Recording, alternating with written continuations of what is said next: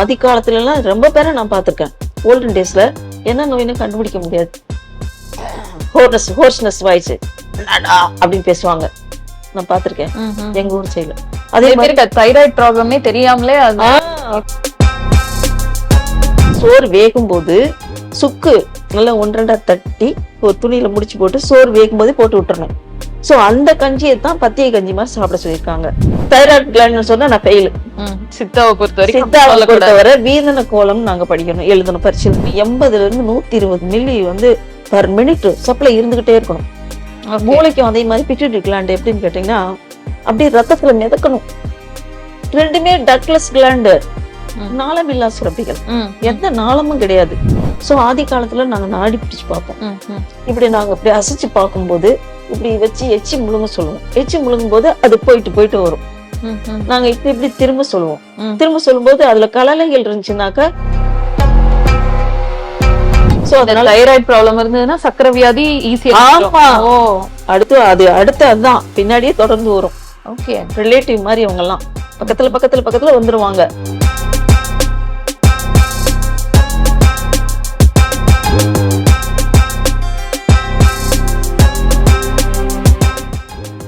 ஆச்சி கொழுக்கட்டை மாவு வந்தாச்சு. ஆச்சி கொழுக்கட்டை மாவிற்கு கொழுக்கட்டை அச்சை கேட்டு வாங்குங்கள். அனைவருக்கும் அன்பான வணக்கம். இன்றைக்கு நம்ம ஸ்டுடியோக்கு வந்திருக்காங்க சித்த மருத்துவர் மும்தாஸ் அவர்கள். வணக்கம் அம்மா, எப்படி இருக்கீங்க? நல்லா இருக்கேன் மேடம், நீங்க நல்லா இருக்கீங்களா? நல்லா இருக்கேன். வழக்கம் போல நம்ம மூலிகை எல்லாம் இங்க வச்சாச்சு. இன்னைக்கு மெயினா நம்ம பேச போற டாபிக் தைராய்டு. ஆக்சுவலா நம்ம உடம்புல வர நிறைய பிரச்சனைகளுக்கு பேஸே அதுதான் சொல்றாங்களே, உண்மையாமா? கண்டிப்பா இருக்கு மேடம். அதாவது நம்ம வந்து, நான் ஒரு சித்தா டாக்டர். நான் வந்து என்னுடைய முறைப்படிதான் நான் பேச முடியும். முறைப்படினா அதே தைராய்டு கிளாண்டுக்கு உங்களுக்கு ஈக்குவலா என்னன்னு சொல்லுவோம் அப்படிங்கிறத நான் வந்து எக்ஸ்பிரஸ் பண்ணுவேன். ஸோ இந்த சித்த மருத்துவத்தை பொறுத்தவரை மேக்சிமம் ஒரு தேங்க்ஸ் சொல்றேன் மேடம் உங்களுக்கு. அதாவது குடத்தில் இட்ட விளக்கு போல இல்லாமல் குன்றில் இட்ட விளக்கு போல சித்த மருத்துவத்தை பேச அழைத்த சேனலுக்கும் உங்களுக்கும் நிர்வாகத்துக்கும் மிக்க நன்றி. நன்றிமா. ஏன்னா சித்த மருத்துவம்னாவே எல்லாருக்குமே வந்து இது வேலை செய்யாது, லேட்டா வேலை செய்யும், பத்தாவதுக்கு வந்து இதனுடைய இதெல்லாம் வந்து நமக்கு தெரியாது, அந்த மூலிகையினுடைய அறிவெல்லாம் இப்ப கிடையாது அப்படின்னு நிறைய ஒதுக்கவும் செய்யறாங்க. அதை அட்ராக்டா பாக்குறவங்க இருக்காங்க. அதே சமயத்துல இதனுடைய தன்மைகள்னு எடுத்துக்கிட்டாக்கா, மூலிகைன்னு எடுத்தாலே மூலிகையில வந்து இதுல அதிகமான ரிச்சஸ்ட் குளோரோஃபில் இருக்கு. இது இயற்கையா நமக்கு கடவுள் கொடுத்த பெரிய வரப்பிரசாதம். குளோரோஃபில்னாலே உங்களுக்கு நல்லா தெரியும், நமக்கு வந்து இயற்கையான என்ன சொல்றது, ஒரு ஆக்சிடென்ட் ப்ராப்பர்ட்டி. இந்த ஆக்சிடென்ட்ஸ் இதுல அதாவது என்னன்னு கேட்டீங்கன்னா, அதுல நம்மளுடைய பிராணவாயுவை வந்து அதிகமா உற்பத்தி பண்ணக்கூடிய அத்தனை சத்துக்களும் இதுல இருக்கு. ஆமா, இதுல என்னன்னு கேட்டீங்கன்னா, முதல் சித்தன் சிவன் தான் வந்து இந்த சித்த மருத்துவத்துடைய ஞானத்தை வந்து எங்களுக்கு தியானத்தின் மூலம் அவர் அறிந்து எங்களுக்கு வந்து ஒளி சூடியில எழுதி வச்சிருக்காங்க. அவருக்கு அப்புறமா பல சித்தர்கள் வந்து, அதான் 17 சித்தர்கள் உங்களுக்கு தெரியாது. அதனால இந்த சித்தர் முதல் சித்தன் சிவன் வந்து அவர் வந்து தன்னுடைய ஃபேமிலி எல்லாம் விட்டுட்டு காட்டுல போய், ஏன்னா மக்கள் படுற அல்லல பார்த்துட்டு நோயாளியும் பசியாலையும் எது நல்லது எது கெட்டது, இந்த கீரை சாப்பிடலாமா அந்த பொருளை சாப்பிடலாமா அப்படின்னு அவங்க அல்லல் பட்டு இருக்க நேரத்துல இவர் வந்து தன்னுடைய அதாவது இன்டெலெக்சுவல்னு சொல்லுவாங்க, டெலிபதின்னுவாங்க. இன்டெலெக்சுவல்னா ஒரு பகுத்தறிவு, டெலிபதினா வயர்லெஸ். ஸோ அதை வந்து அவருக்கு அந்த அறிவு கிடைச்சது அந்த நேரத்துல. அதனால காட்டில் போய் உட்கார்ந்தவும் இருந்து சில இதெல்லாம் கடவுள்கிட்ட வந்து அது சில ஆசிரியர்கள்லாம் சொல்லுவாங்க. ஸோ 64 கலைகள்ல கை தேர்ந்தவர். அந்த 64 அதே மாதிரி அட்டாங்க யோகம், அட்டமாசித்து உங்களுக்கு எல்லாமே தெரியும். ஸோ இந்த அட்டாங்க யோகத்துல வந்து உங்களுக்கு 8 யோகங்கள் இருக்கு. பிராணாயாமம் அந்த மாதிரி யோகங்கள்லாம் இருக்கு. ஸோ இந்த மாதிரி யோகங்கள்ல அவர் வந்து +1 அவர்கிட்ட வரப்பிரசாதமா கிடைச்சது கடவுள் மூலமா. +1 என்ன அப்படின்னு கேட்டீங்கன்னா, சிவஞான சித்து நிலை. சிவஞான சித்து நிலைதான் இப்ப நான் சிவனை சொல்லித்தான் ஆகணும், வேற வழியே இல்லை. ஏன்னா அவர் மூலம் தான் எங்களுக்கு இந்த அறிவே கிடைச்சது. ஓலை சுவடியில எழுதி வச்சாங்க. அவர் வழி வந்த சித்தர்கள் 17 சித்தர்கள். அதுக்கப்புறம் எத்தனையோ இவங்க அறிவாளிகள், மூலிகை சார்ந்த மக்களுக்கு அந்த அறிவெல்லாம் கிடைச்சு அவங்க வந்து எதுவுமே வீணாக்காம, நிறைய வீணாயிடுச்சு, அந்த அறிவு பொக்கிஷமா போயிடுச்சு. இந்த இதெல்லாம் வெள்ள பிரளயம் இதெல்லாம் வந்து சொல்லுவாங்களே கடல்கோள், கடற்கோள் சொல்லுவாங்களே, கடற்கோள் வந்து நிறைய இதெல்லாம் அழிஞ்சிச்சு. பட் இருந்தா கூட கொஞ்சம் பாதுகாப்பா வச்சு அதுக்குரிய பெனிஃபிட்ஸ நம்ம வரைக்கும் இன்னும் கூட அனுபவிக்க வேண்டிய ஒவ்வொரு, அதாவது கடைசி மனிதன் இருக்கிற வரைக்கும் இந்த அறிவு இருந்துட்டே தான் இருக்கும். சரிங்களா? அதனால அவங்க அந்த +1 சிவஞான சித்து நிலை, அதாவது ஆல்ரெடி உங்கள்கிட்ட சொல்லிட்டேன், டெலிபதி, இன்டெலெக்சுவல், பகுத்தறிவின் மூலம் நல்லது எது கெட்டது எதுன்னு பகுத்து அறிந்து உணர்ந்தவர் முதல் சிவன். இதுக்கு செய்யக்கூடாது, இது செய்யுங்க, இது சாப்பிடுங்க, சாப்பிடக்கூடாதுன்னு பகுத்தறிவு மூலம் சொன்னாரு. அதுக்கு பேர் தான் இது இன்டெலெக்சுவல். டெலிபதினா அவரு தியானத்தின் மூலம் ஒரு மரத்தடிலையோ அல்லது காட்டிலையோ உட்காந்து தவம் இருந்து புத்தி இது வரைக்கும் வளர்ந்துரும். இது வரைக்கும் வளர்ந்து அதுக்கப்புறம் இறைவனுடைய அசரீரன்னு சொல்லுவாங்க, சில எக்கோ ஃபார்ம் ஆகும். அப்பதான் வந்து கடவுளுடைய, அந்த காலத்துல எல்லாம் பேசியிருக்காங்க சித்தர்கள், கடவுள்கிட்ட பேசியிருக்காங்க. இப்பதான் கிடையாது, பட் அவங்க பேசியிருக்காங்க. என்ன வேணும்னு கேட்கும்போது இந்த மாதிரி என்னுடைய மனித சமுதாயத்திற்கு சில இதெல்லாம் தேவைப்படுது, மருத்துவ அறிவு வேணும், எனக்கு கட்டிட அறிவு வேணும், சமையல் அறிவு வேணும், எப்படி சாப்பிட்றது, என்ன என்ன வகையில நான் அந்த மருந்துகள் இதெல்லாம் சரி பண்ணி அவங்கள நான் சரிப்படுத்த முடியும், அப்படி அதுக்காக நான் வந்து தவம் இருக்கிறேன் சரின்ட்டு எல்லா அறிவையும் 64 கலையிலையும் கை தேர்ந்துட்டாரு. அதே மாதிரி அட்டாங்க யோகத்திலையும் அவர் வந்து சொன்ன 8 யோகங்கள் அதுல +1 அவருக்கு எக்ஸ்ட்ரா கிடைச்சது. எப்படின்னு கேட்டீங்கன்னா, அவர் ரொம்ப எல்லா சித்தரை விட தலைமை சித்தர் அவரு. சிவஞான சித்து நிலை அடைஞ்சதுனால அவரு உட்கார்ந்த இடத்துலயே உட்கார்ந்து வானத்துல இருக்க நட்சத்திரங்கள், கோள்கள் எல்லாம் மூவ் ஆகுறதெல்லாம் அவருக்கு தெரியும். சோ இந்த நேரத்துல மழை வரும்னு சொன்னா மழை வரும், இது மோதுது, அந்த இடத்துல ஏதோ வெடிக்க போகுதுன்னு அர்த்தம். அதே மாதிரி உங்களுக்கு சில வால் நட்சத்திரம் இதெல்லாம் வந்து சில சமயம் வேகமா போறது, கீழே விழுறது, அந்த மாதிரி அபாயகரமான இதெல்லாம் அவருக்கு கண்ணுல தெரிஞ்சிருக்கு. அதனால அவரை வந்து ரொம்ப என்ன சொல்றது, ரொம்ப மரியாதைக்குரிய ஒரு மனுஷனா தான் அவரும். நம்மள மாதிரி மனிதன் தான். உங்களாலே சித்தராக முடியும், என்னாலே ஆக முடியும். பட் அந்த அகச்சுத்தம் புறச்சுத்தம் தியானம், அந்த அந்த ஞானம்லாம் நமக்கு இருந்துச்சுன்னா நிச்சயமா நம்மளும் சித்தர் ஆகலாம். யோகம் இதெல்லாம் பண்ணுனா கிடைக்கும். பட் அப்படி ஒரு சூழ்நிலை நமக்கு வேணும்னா நம்ம வீட்டிலேயே ஒரு பால்கனில ஒரு தனித்திருந்து விழித்திருந்து நம்ம தியானம், விவேகானந்தர்லாம் தனித்திரு விழித்திரு பசித்திருன்னு சொன்னார். ஓவர்லோட சாப்பாடு சாப்பிட்டுட்டே இருந்தா எங்க கூடி நமக்கு வந்து தியானம் பண்ண முடியும்? யூரின் போகும், மோஷன் போகும், சரியா இருக்கும். சோ அதனால தனித்திரு விழித்திரு பசித்திரு. அதே மாதிரி திருமூலர் இவங்க எல்லாம் சொன்னாங்க, உடம்பார் அழியில் உயிராலும் மலிவர். அதே மாதிரி உணவே மருந்து, மருந்தே உணவு. அதாவது உணவை வந்து அளவா சாப்பிட சொல்லியிருக்காங்க. அதே மாதிரி கண்டவர் பிண்டவர் விண்டவர் கடவுளை வந்து நம்ம மனசால் நினைச்சு தியானம் பண்ணணும், அவ்வளவுதான். தியானம் பண்ணி நமக்கு அந்த அந்த வருஷத்து நமக்கு கிடைச்சிடும். அதனால மண்ணலி கொடுத்தா கூட அது மருந்தா மாறிடும். சோ அதனால இந்த மாதிரி ஒரு நோய்களை பற்றிய ஒரு அறிவு ஞானம் எல்லாத்துக்குமே அவர் தன்னலமா இல்லாம மற்றவங்க சொல்லி கொடுத்தார். சொல்லி கொடுத்ததுனால இன்ன வரைக்கும் அது வாழ்ந்துகிட்டு இருக்கு சித்த மருத்துவம். அதனால இன்னொரு விஷயம் என்னன்னு கேட்டீங்கன்னா, இந்த சாதாரண இப்ப பித்தளை, அலுமினியம், சாதாரண உலோகங்கள், ஆர்டினரி மெட்டல்ஸை வந்து தங்கமா மாத்தக்கூடிய ஒரு கலை அவர்கிட்ட இருந்தது. சாதாரண மெட்டல் அலுமினியமா இருக்கலாம், ஒரு இரும்பா இருக்கலாம், ஏதோ வேற சாதாரண ஆர்டினரி மெட்டலை தங்கமா மாத்தக்கூடிய அவர் 64 கலையில தேர்ந்தவராச்சே.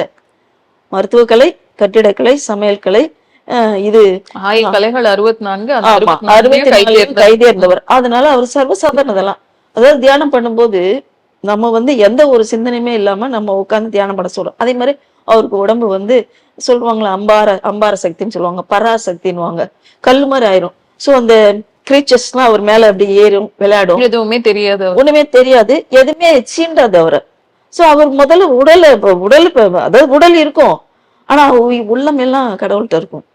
சோ அந்த மாதிரி ஒரு ஆப்சன்ட் நிலையில தான் அவர் இருந்தாரு. சோ அந்த மாதிரி ஒரு நிலையில இருந்துதான் நமக்காக அவர் தன்னுடைய வாழ்க்கையை அர்ப்பணிச்சு இந்த மாதிரி விஷயங்கள்லாம் கொண்டு வந்தார்.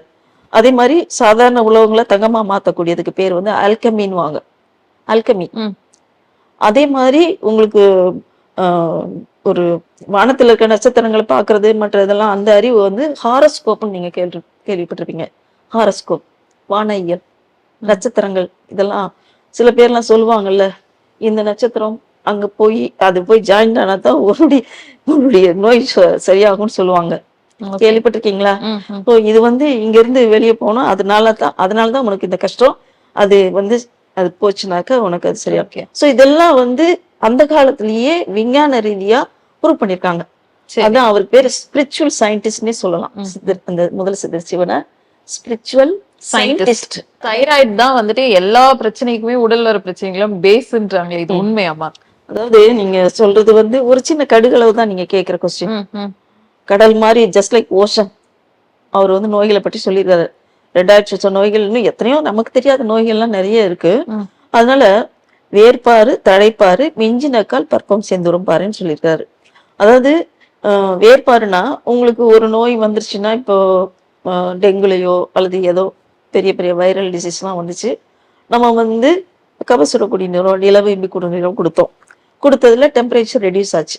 அட் தி சேம் டைம் அது சரியாகலை அப்படின்னோடனே நாங்க என்ன பண்ணுவோம், வேர்பாரு தழைப்பாரு, அதான் வேர்பாரு தழைப்பாரு, மிஞ்சினக்கால் பற்பம் செந்தூரம் பாரு. பற்பம் செந்தூரம்னா என்ன, ரசகத்தி மேலுக்கு ஆன்டிவைரல் ப்ராப்பர்ட்டி அதுல அதிகமா இருக்கு, ஆன்டி கேன்சர்ஸ் ட்ரக் ரசகத்தி மேலுக்கு, சல்ஃபர் மெர்குரி ரெண்டு சேர்ந்தது. அதே மாதிரி அந்த பிரம்மானந்த பைரவ மாத்திரைன்னு ஒண்ணு இருக்கு, அது வந்து ஆன்டி பைரட்டிக் ஆக்ஷன், ஜுரத்தை வந்து உடனே கண்ட்ரோல் பண்ணக்கூடியது. 101 100 உள்ளவங்களுக்கு நார்மல் டெம்பரேச்சர் வந்துருது பிரம்மானந்த பைரவ மாத்திரை சாப்பிட்டா. அதே மாதிரி உங்களுக்கு சாப்பாட்டு விஷயத்துலயும் அவங்க இந்த மாதிரி வைரல் லோடு அதிகமா இருக்கவங்க கஞ்சி சாதம் தான் சாப்பிட சொல்லியிருக்காங்க. அது சோறு வேகும் போது சுக்கு நல்லா 1-2 தட்டி முடிச்சு கஞ்சி மாதிரி போட்டு, அதாவது முடிச்சு கஞ்சின்னுவாங்க, அது ஒரு ஒரு ஒரு துணியில முடிச்சு போட்டு சோறு வேகும் போதே போட்டு விட்டுறணும். சோ அந்த கஞ்சியை தான் பத்திய கஞ்சி மாதிரி சாப்பிட சொல்லியிருக்காங்க. இப்போ பல நோய்களை பற்றி நம்ம பேசிருக்கோம் முன்னாடி எல்லாம். இப்போ வந்து தைராய்டை பத்தி, தைராய்டு வந்து என்னன்னு கேட்டீங்கன்னா பரவலா எல்லாருக்குமே இருக்கு.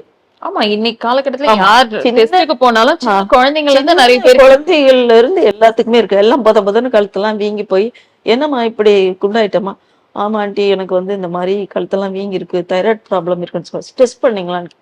அப்ப டெஸ்ட் பண்ணும்போது நமக்கு வந்து தைராய்டு, அந்த தைராக்சின் அப்படிங்கிறது வந்து எல்லாருக்குமே தெரியும், கூகுள்ல போனா எல்லாம் போட்டு பார்த்தோம், 80 to 120 வரைக்கும் இருக்கும்னு நினைக்கிறேன். அதாவது கியூபாய்ட் செல்ஸ்ன்னு சொல்லுவாங்க. தைராய்டுக்கும் பிரெயினுக்கும் ரொம்ப லிங்க் இருக்கு. சோ வந்து இந்த பிட்யூட்டரி கிளாண்ட் வந்து என்னன்னா, பிட்யூட்டரி கிளாண்ட்னா நாங்க பிட்யூட்டரி கிளாண்ட் சொல்லக்கூடாது, அதுக்கு பேர் நாங்க சுவலின்னு சொல்லணும். தைராய்டு சித்தால டெர்மினாலஜி அப்படியே நான் பிட்யூட்டரி கிளாண்ட் சொன்னாக்க நான் சுட்டி என்னை ஃபெயில் பண்ணிடுவாங்க எக்ஸாம்ல. தைராய்டு கிளாண்ட் சொன்னா நான் ஃபெயில். சித்தாவை பொறுத்தவரை வீதன கோலம் நாங்க படிக்கணும், எழுதணும் பரிசீலனை. வீதன கோலம்னு எழுதல. ஆமா, வீதன கோலம் நான் எழுதுறேன்னா நான் ஃபெயில். 6 மாசம், அடுத்த 6 மாசம் கழிச்சு வந்து எழுது அப்படின்ட்டு எக்ஸாம்னர். அதே மாதிரி பிட்யூட்டரி கிளாண்ட், தலையில ஒரு கிளாண்ட் இருக்கு, அந்த கிளாண்ட் வந்து பீ சைஸ் பட்டாணி அளவு இருக்கும். இந்த மாதிரி இருக்கும். இவ்வளவுதான், இதை விட சின்னதுன்னு வச்சுக்கோங்களேன், பீ சைஸ் பட்டாணி அளவு இருக்கும். சோ அந்த பட்டாணி அளவு ஒரு பிட்யூட்டரி கிளாண்டு, அதுதான் சுவலி சத்து பிட்யூட்ரின் அப்படிங்கிற ஹார்மோன் அங்க சுரக்குது. அதே மாதிரி இங்க தைராய்டு வீதன கோலம், அதிவீதன கோலம், குறை வீதன கோலம், ஹைப்பர் அண்ட் ஹைப்போ.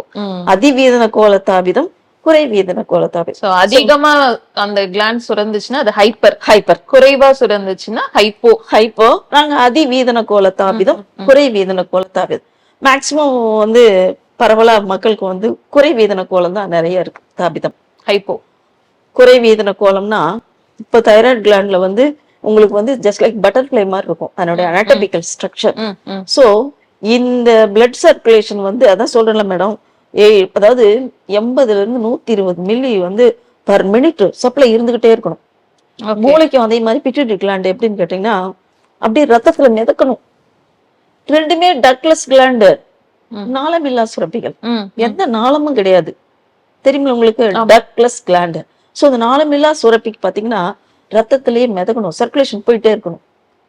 இங்கே அதே மாதிரி சர்க்குலேஷன். ஏன்னா இவங்க 2 பேரும் என்னன்னாக்கா ஒரு எஜமானர்கள் மாதிரி. இவரு chief gland pituitary gland, master gland, இவங்க வந்து எஜமானன். சோ இவங்க சிக்னல் கொடுக்கறத வச்சு இவங்கள இங்க வந்து T3 T4 TSH கம்மியாச்சுனாக்கா அங்க இருந்து பிரெயின்ல இருந்து சப்ளை பண்ணுவாங்க, சிக்னல் கொடுப்பாங்க. சோ இந்த மாதிரி 2 பேருமே வந்து ரொம்ப முக்கியமான ஆர்கன்ஸ். இந்த முக்கியமான ஆர்கன்ஸை நம்ம மெயின்டைன் பண்றதுக்கு சித்தர்கள் ஆதி காலத்திலேயே யோகாசனங்களை பற்றி அத்தனை பக்குவமா சொல்லியிருக்கிறாங்க.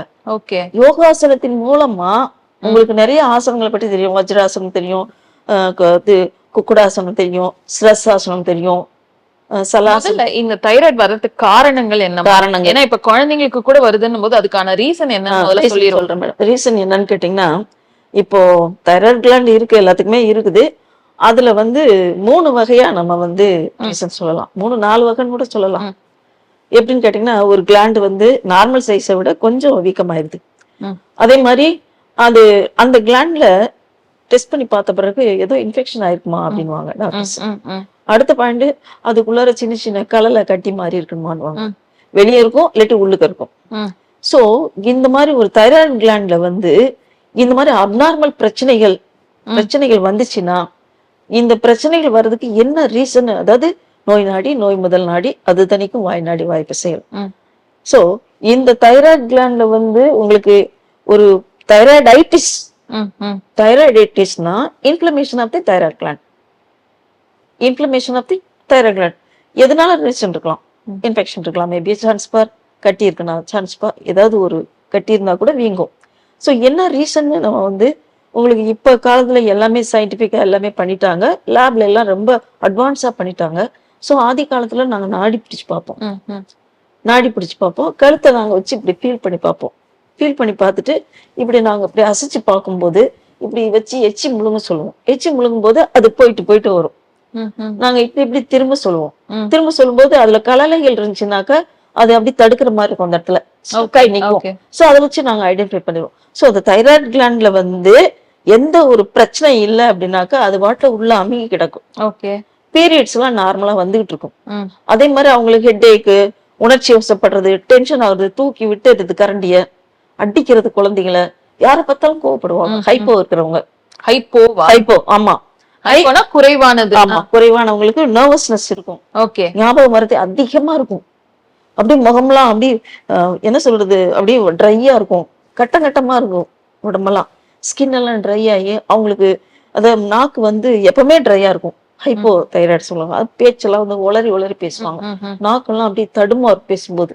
ஹைப்போ அதிகமா இருக்கு அவங்களுக்கு. இப்ப காலத்துல எல்லாருமே அந்த இனிஷியல் ஸ்டேஜ்ல கண்டுபிடிச்சிடுறாங்க. ஆதி காலத்துல எல்லாம் ரொம்ப பேரை நான் பார்த்திருக்கேன். ஓல்டன் டேஸ்ல என்ன நோயின்னு கண்டுபிடிக்க முடியாது.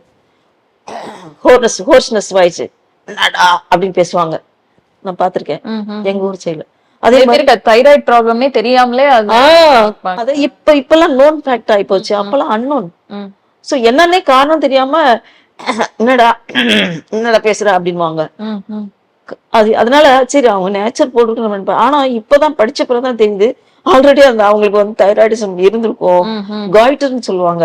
காய்டர்னாக்கா கல் மாதிரி ஆயிடும். அந்த மாதிரி பிரச்சனை இருந்தா கூட சர்க்குலேஷன் சரியா கிடைக்காது. சர்க்குலேஷன் கிடைக்கலனாவே ஆட்டோமேட்டிக்கா அதனுடைய தைராக்சின், அதனுடைய சுரப்புகள் அதெல்லாம் வரலன்னா ஆண்களுக்கு மீச வளருது, பெண்களுக்கு ப்ளீடிங் ஆகுறது, நார்மல் ஓவலேஷன் பீரியட் வர்றது, ஞாபக சக்தி, பிரெயின்ல வந்து ஒரு டாலரன்ஸே இருக்காது, வேவரிங்காவே இருப்பாங்க. வேவரிங்கா அவங்களுக்கு என்ன பண்றதுன்னே ஒரு முடிவில்லாம இருப்பாங்க. போயிட்டே இருப்பாங்க, வேண்டாம் அப்படின்ட்டு வந்துருவாங்க. புருஷத்தை பேசுவாங்க, அடிக்கிற மாதிரி பேசுவாங்க. வீட்டுல பிள்ளைகளும் வந்தோடனே உனக்கு என்ன வேணும் அப்படின்னு கேட்பாங்க.